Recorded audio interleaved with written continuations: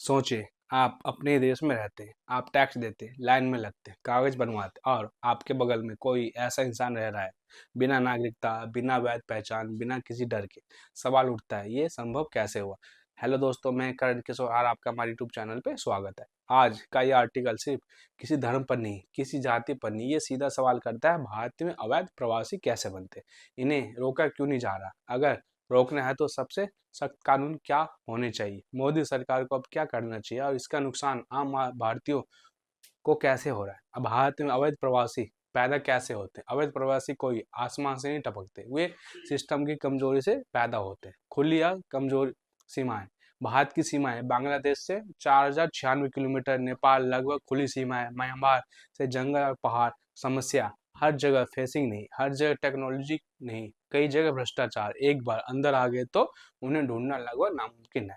गरीबी, आदमी और धार्मिक उत्पीड़न। पड़ोसी देशों में भुखमरी, तख्ता पलट, धार्मिक हिंसा और भारत में रोजगार, राशन, इलाज। तो इंसान क्या चुनेगा, कानून या जिंदगी? फर्जी दस्तावेज माफिया के पर सबसे खतरनाक हिस्सा है। भारत में फर्जी आधार, फर्जी वोटर आईडी, फर्जी राशन कार्ड, सब कुछ मिल जाता है अगर पैसा हो। अवैध प्रवासी धीरे धीरे वैध दिखने लगते हैं और यही सिस्टम हार जाता है। अब बात करते हैं कि राजनीतिक संरक्षण कड़वा सच। कुछ जगहों पर अवैध प्रवासी यानी वोट बैंक, आंख बंद कार्रवाई शून्य, जहां तक चुनाव तब तक चुप्पी, चुनाव के बाद फिर मुद्दा।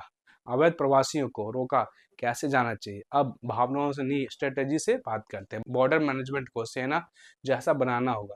100% फेसिंग, स्मार्ट कैमरा, ड्रोन निगरानी, AI based movement detection, border corruption पर फांसी जैसी सजा सीमा से ही रोको। अंदर आने के बाद बहुत देर हो जाती है। एक नेशनल इमिग्रेशन डाटाबेस, अगर आज पुलिस अलग, FRO अलग, राज्य अलग, जो है तो one nation one immigration system, जिसमें हर विदेशी का data, real time tracking, exit entry record. फर्जी दस्तावेज पर देशद्रोह का केस, अगर कोई फर्जी आधार बनाता है, फर्जी वोटर आईडी बनाया तो उस पर देशद्रोह प्लस आजीवन जेल। क्यों? क्योंकि वो देश की पहचान से खेल रहा है। सबसे सख्त कानून कैसे होने चाहिए? अगर इलीगल इमिग्रेशन प्रिवेंशन एक्ट, नया कानून, इस कानून में अवैध प्रवास यानी गैर जमानती अपराध, फर्जी कागज, 20 साल का जेल, सड़न सिर्फ अनवेरिफाइड केसेज को फास्ट ट्रैक डिपोर्टेशन कोर्ट्स। आज केस 10 से 15 साल चलते। नया सिस्टम 6 महीने फैसला, या नागरिक या डिपोर्ट, बीच में कोई लटकाव नहीं।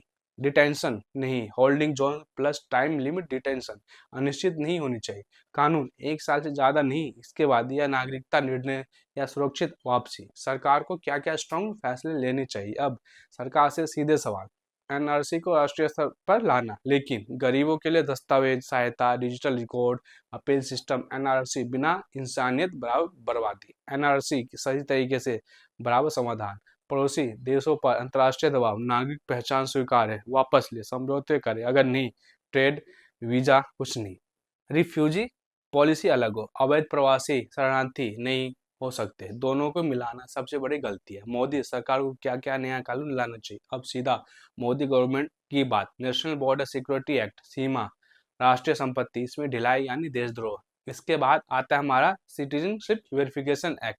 हर 10 साल में नागरिकता अपडेट, डिजिटल सत्यापन, जैसे टैक्स फाइल करते हैं वैसे पहचान अपडेट।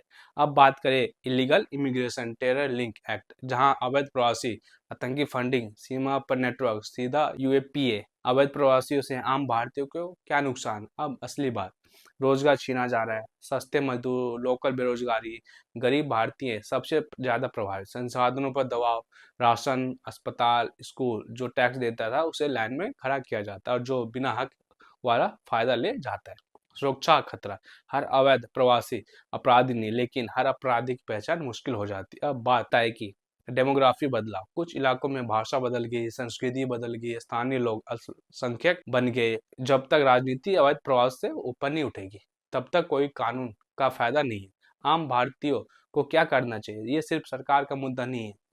आम नागरिक फर्जी कागज न बनवाए, किराए पर पहचान न दे, संदिग्ध गतिविधियां रिपोर्ट करे, भावनाओं से नहीं देश से सोचे। निष्कर्ष यह है कि ये आखिरी चेतावनी है, अवैध प्रवासन कोई छोटा मुद्दा नहीं है। ये सुरक्षा, अर्थव्यवस्था, संस्कृति और भविष्य सब कुछ बदल देता। आज अगर फैसला नहीं लिया, कल फैसला हाथ में नहीं रहेगा। सोचिए, अगर 10 साल बाद आप अपने ही शहर में अजनबी बन जाए तो क्या आप कहेंगे काश सरकार ने पहले सोचा होता।